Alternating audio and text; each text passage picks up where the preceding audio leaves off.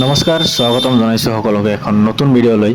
তো আজিৰ ভিডিঅ'খনত আশাকৰ্মী অংগনবাদী কৰ্মীসকলৰ দৰমহাক লৈ ভাৰতৰ প্ৰধানমন্ত্ৰী ডাঙৰীয়াই কি নিজৰ বক্তব্য আগবঢ়াইছে সেই সকলোখিনি আজিৰ ভিডিঅ'খন শেষলৈকে চালে আপুনি গম পাব। তো ভিডিঅ'খনৰ শেষলৈকে চাওক আৰু নৰেন্দ্ৰ মোদী ডাঙৰীয়াই তো অংগনবাদী কৰ্মীসকলৰ দৰমহাক লৈ কি মন্তব্য আগবঢ়াইছে আহক আমি ভিডিঅ'খন আৰম্ভ কৰোঁ আৰু ভিডিঅ'খনৰ শেষলৈকে চাব। हूं देश में एक सकारात्मक माहौल बना है। साथियों, आजादी की लड़ाई से लेकर संविधान सभा के निर्णयों तक स्वतंत्र भारत की नींव रखने में भारत की नारी शक्ति ने असीमित योगदान दिया है। इतिहास गवाह है। और आजादी के बाद भी जिन महिलाओं को प्रतिनिधित्व का मौका मिला, उन्होंने देश के लिए बहुत शानदार काम किया है। हमारे देश में राष्ट्रपति से लेकर प्रधानमंत्री तक महिलाएं जहां भी रही हैं, उन्होंने अपनी अलग लेगेसी बनाई है। इस समय भी हमारे देश में राष्ट्रपति जी से लेकर वित्त मंत्री तक ऐसे अहम पद महिलाएं ही संभाल रही है। उन्होंने देश की गरिमा और गौरव दोनों को बढ़ाया है। साथियों, हमारे देश में महिला नेतृत्व का एक बेहतरीन उदाहरण पंचायती राज संस्थाएं भी हैं। आज भारत में 14 लाख से अधिक महिलाएं लोकल गवर्नमेंट बॉडीज में सफलतापूर्वक काम कर रही हैं।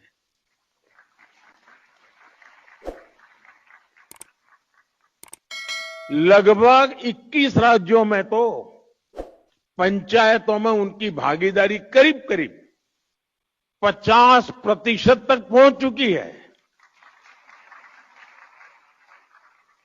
और मैं जब विदेश के मेहमानों से कभी इस विषय पे बात करता हूं, ये आंकड़ा सुनते उनका मुंह खुला रह जाता है। उनको आश्चर्य होता है। साथियों, ये कोई साधारण बात नहीं है। लाखों महिलाओं की राजनीति और सामाजिक जीवन में ये सक्रियता दुनिया के बड़े बड़े नेताओं और राजनीति के विशेषज्ञों को भी बहुत ही हैरान करने वाली बात होती है। और इससे भारत का बहुत गौरव बढ़ता है।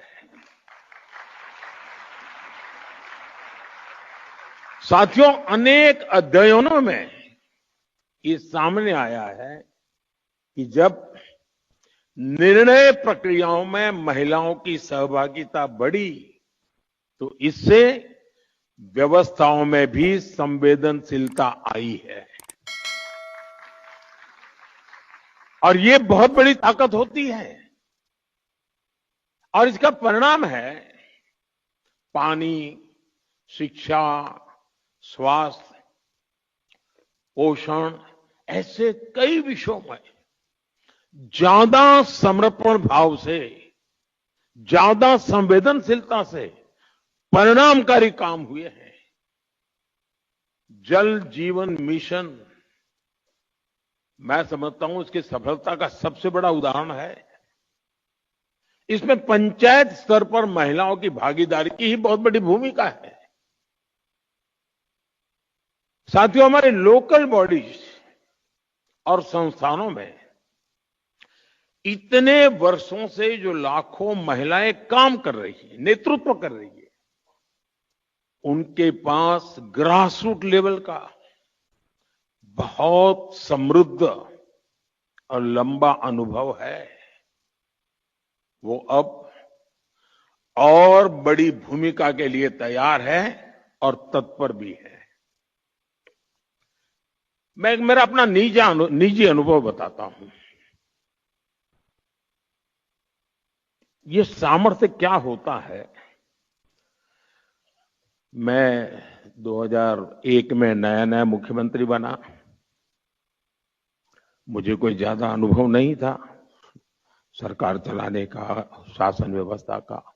एक प्रकार से मैं नया व्यक्ति था। शायद 2002 या 2003 की घटना होगी। हमारे एक विधायक मेरे पास आए, बोले मेरे क्षेत्र में एक गांव की पंचायती की बहनें आपको मिलना चाहती हैं।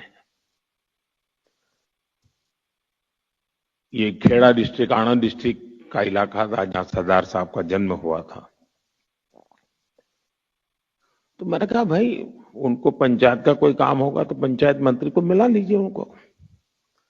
नहीं, बोले साहब वो आपसे मिलना चाहते हैं। मैं कहा क्यों? तो बोले पंचायत में सबकी सब मेंबर महिलाएं हैं, एक भी पुरुष मेंबर ही नहीं है हमारी पंचायत में।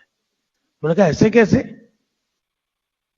बोले गांव वालों ने तय किया कि इस बार प्रधान महिला है तो मेंबर भी सब महिला, कोई पुरुष चुनाव ही नहीं लड़ा था। तो मेरा ध्यान स्वाभाविक गया। मैंने कहा भाई जरूर मैं मिलूंगा। छोटा सा गांव था, कोई शायद 13 मेंबर की पंचायत थी। तो मैंने उनको समय दिया, वो सब आए मिलने के लिए। वो 13 बहनें थी, उसमें जो गांव की प्रधान बनी थी वो शायद 8वीं कक्षा तक पढ़ी थी। बाकी जो बहनें थी, एक दो बहनों तो घूंघट भी लगा हुआ था। वो ज्यादा शायद कुछ तो होगी जिन्होंने स्कूल भी नहीं देखा होगा। तो सब आए। मुझे लगता है ये सब बड़े बड़े लोगों ने उनको कोई मेमोरेंडम पकड़ा दिया होगा, कुछ मांग लेकर के आए होंगे कि मेरे गांव में ये करो, मेरे गांव में वो करो। मैं हैरान था, उनके हाथ में कोई कागज नहीं था। तो बैठे, मैंने परिचय किया। तो पूछा आपने समय मांगा था, क्या काम है? नहीं, बोले कोई काम नहीं है।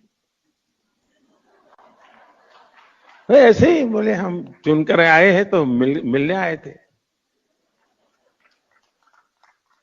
अब ये भी मेरे लिए बड़ा आश्चर्य था, वरना नेता लोग आते हैं तो सिर्फ मेमोरेंडम लेके आते हैं।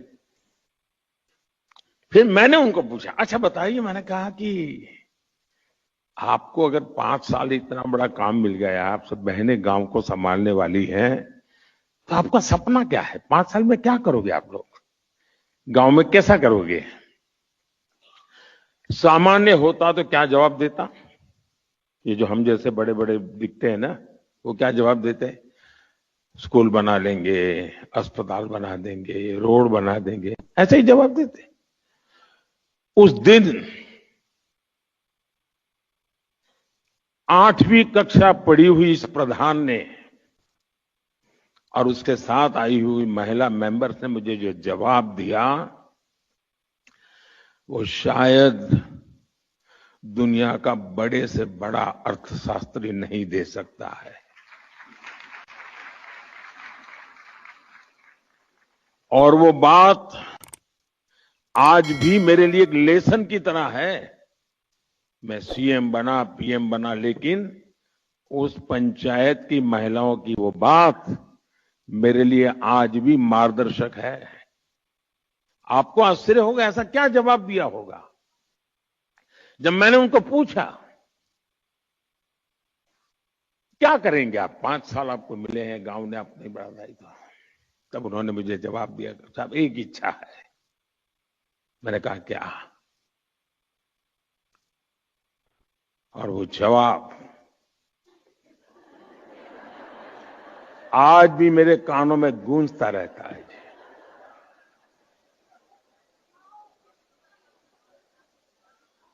उन्होंने कहा हमारी इच्छा है कि हमारे गांव में कोई गरीब न रहे।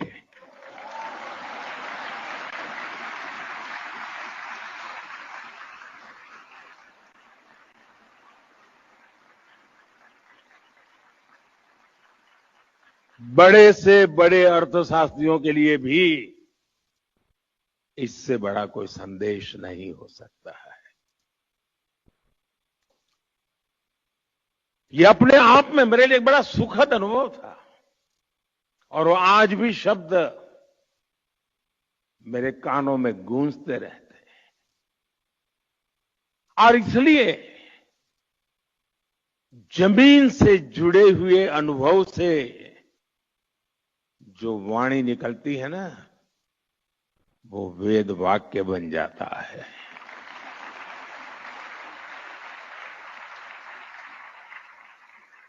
और इसीलिए साथियों, नारी शक्ति बंधन अधिनियम को लागू करना ऐसी सभी महिलाओं के जीवन का बहुत बड़ा अवसर बनने जा रहा है। अब पंचायत से आगे बढ़कर पार्लियामेंट पहुंचने का उनका सफर और आसान होने जा रहा है। साथियों, आज विकसित भारत की हमारी यात्रा में महिलाओं की भूमिका और भी अहम हो गई है। मुझे संतोष है कि 2014 में आप सबने, देशवासियों ने हमें यहां सेवा करने का अवसर दिया है और तब से लेकर अब तक हमारी सरकार ने महिलाओं के जीवन चक्र के हर पड़ाव के लिए योजनाएं बनाई, उन्हें सफलतापूर्वक लागू किया। आज हूं, देश में एक सकारात्मक माहौल बना है। साथियों, आजादी की लड़ाई से लेकर संविधान सभा के निर्णयों तक स्वतंत्र भारत की नींव रखने में भारत की नारी शक्ति ने असीमित योगदान दिया है। इतिहास गवाह है। और आजादी के बाद भी जिन महिलाओं को प्रतिनिधित्व का मौका मिला, उन्होंने देश के लिए बहुत शानदार काम किया है। हमारे देश में राष्ट्रपति से लेकर प्रधानमंत्री तक महिलाएं जहां भी रही हैं, उन्होंने अपनी अलग लेगेसी बनाई है।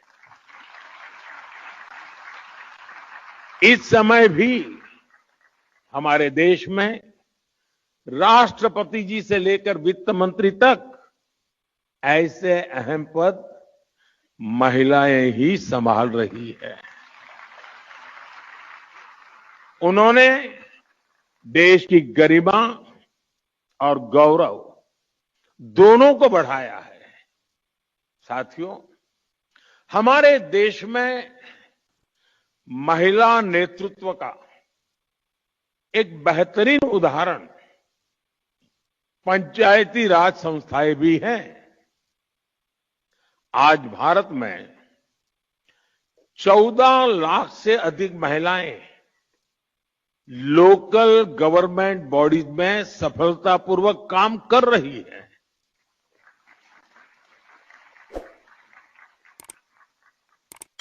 लगभग 21 राज्यों में तो पंचायतों में उनकी भागीदारी करीब करीब 50% तक पहुंच चुकी है। और मैं जब विदेश के मेहमानों से कभी इस विषय पे बात करता हूं, ये आंकड़ा सुनते उनका मुंह खुला रह जाता है। उनको आश्चर्य होता है। साथियों, ये कोई साधारण बात नहीं है। लाखों महिलाओं की राजनीति और सामाजिक जीवन में ये सक्रियता दुनिया के बड़े बड़े नेताओं और राजनीति के विशेषज्ञों को भी बहुत ही हैरान करने वाली बात होती है। और इससे भारत का बहुत गौरव बढ़ता है। साथियों, अनेक अध्ययनों में ये सामने आया है कि जब निर्णय प्रक्रियाओं में महिलाओं की सहभागिता बढ़ी तो इससे व्यवस्थाओं में भी संवेदनशीलता आई है और ये बहुत बड़ी ताकत होती है। और इसका परिणाम है पानी, शिक्षा, स्वास्थ्य, पोषण, ऐसे कई विषयों में ज्यादा समर्पण भाव से, ज्यादा संवेदनशीलता से परिणामकारी काम हुए हैं। जल जीवन मिशन मैं समझता हूं इसकी सफलता का सबसे बड़ा उदाहरण है। इसमें पंचायत स्तर पर महिलाओं की भागीदारी की ही बहुत बड़ी भूमिका है। साथियों, हमारे लोकल बॉडीज और संस्थानों में इतने वर्षों से जो लाखों महिलाएं काम कर रही है, नेतृत्व कर रही है, उनके पास ग्रास रूट लेवल का बहुत समृद्ध और लंबा अनुभव है। वो अब और बड़ी भूमिका के लिए तैयार है और तत्पर भी है। मैं मेरा अपना निजी अनुभव बताता हूं। ये सामर्थ्य क्या होता है। मैं 2001 में नया नया मुख्यमंत्री बना। मुझे कोई ज्यादा अनुभव नहीं था सरकार चलाने का, शासन व्यवस्था का। एक प्रकार से मैं नया व्यक्ति था। शायद 2002 या 2003 की घटना होगी। हमारे एक विधायक मेरे पास आए, बोले मेरे क्षेत्र में एक गांव की पंचायती की बहनें आपको मिलना चाहती हैं। ये खेड़ा डिस्ट्रिक्ट, आनंद डिस्ट्रिक्ट का इलाका था जहां सरदार साहब का जन्म हुआ था। तो मैंने कहा भाई उनको पंचायत का कोई काम होगा तो पंचायत मंत्री को मिला लीजिए उनको। नहीं, बोले साहब वो आपसे मिलना चाहते हैं। मैं कहा क्यों? तो बोले पंचायत में सबकी सब मेंबर महिलाएं हैं, एक भी पुरुष मेंबर ही नहीं है हमारी पंचायत में। मैंने कहा ऐसे कैसे? बोले गांव वालों ने तय किया कि इस बार प्रधान महिला है तो मेंबर भी सब महिला, कोई पुरुष चुनाव ही नहीं लड़ा था। तो मेरा ध्यान स्वाभाविक गया। मैंने कहा भाई जरूर मैं मिलूंगा। छोटा सा गांव था, कोई शायद 13 मेंबर की पंचायत थी। तो मैंने उनको समय दिया, वो सब आए मिलने के लिए। वो 13 बहनें थी, उसमें जो गांव की प्रधान बनी थी वो शायद 8वीं कक्षा तक पढ़ी थी। बाकी जो बहनें थी, एक दो बहनों तो घूंघट भी लगा हुआ था। वो ज्यादा शायद कुछ तो होगी जिन्होंने स्कूल भी नहीं देखा होगा। तो सब आए। मुझे लगता है ये सब बड़े बड़े लोगों ने उनको कोई मेमोरेंडम पकड़ा दिया होगा, कुछ मांग लेकर के आए होंगे कि मेरे गांव में ये करो, मेरे गांव में वो करो। मैं हैरान था, उनके हाथ में कोई कागज नहीं था। तो बैठे, मैंने परिचय किया। तो पूछा आपने समय मांगा था, क्या काम है? नहीं, बोले कोई काम नहीं है। ऐसे ही बोले हम चुनकर आए हैं तो मिलने आए थे। अब ये भी मेरे लिए बड़ा आश्चर्य था, वरना नेता लोग आते हैं तो सिर्फ मेमोरेंडम लेके आते हैं। फिर मैंने उनको पूछा, अच्छा बताइए, मैंने कहा कि आपको अगर 5 साल इतना बड़ा काम मिल गया, आप सब बहनें गांव को संभालने वाली हैं, तो आपका सपना क्या है? 5 साल में क्या करोगे आप लोग? गांव में कैसा करोगे? सामान्य होता तो क्या जवाब देता? ये जो हम जैसे बड़े बड़े दिखते हैं ना, वो क्या जवाब देते हैं? स्कूल बना लेंगे, अस्पताल बना देंगे, रोड बना देंगे, ऐसे ही जवाब देते। उस दिन 8वीं कक्षा पढ़ी हुई इस प्रधान ने और उसके साथ आई हुई महिला मेंबर्स ने मुझे जो जवाब दिया,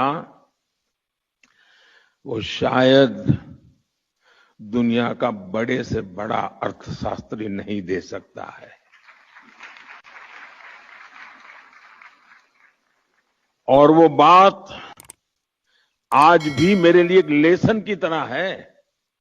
मैं सीएम बना, पीएम बना, लेकिन उस पंचायत की महिलाओं की वो बात मेरे लिए आज भी मार्गदर्शक है। आपको आश्चर्य होगा, ऐसा क्या जवाब दिया होगा? जब मैंने उनको पूछा, क्या करेंगे आप, 5 साल आपको मिले हैं, गांव ने आपको नहीं बढ़ाया था, तब उन्होंने मुझे जवाब दिया, साहब एक इच्छा है। मैंने कहा क्या? और वो जवाब आज भी मेरे कानों में गूंजता रहता है।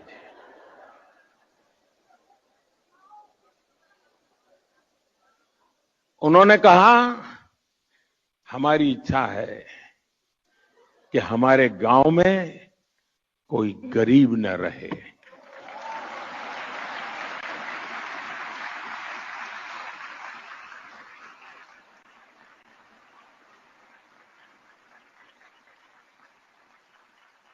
बड़े से बड़े अर्थशास्त्रियों के लिए भी इससे बड़ा कोई संदेश नहीं हो सकता है। ये अपने आप में मेरे लिए एक बड़ा सुखद अनुभव था और वो आज भी शब्द मेरे कानों में गूंजते रहते हैं। और इसलिए जमीन से जुड़े हुए अनुभव से जो वाणी निकलती है ना, वो वेद वाक्य बन जाता है।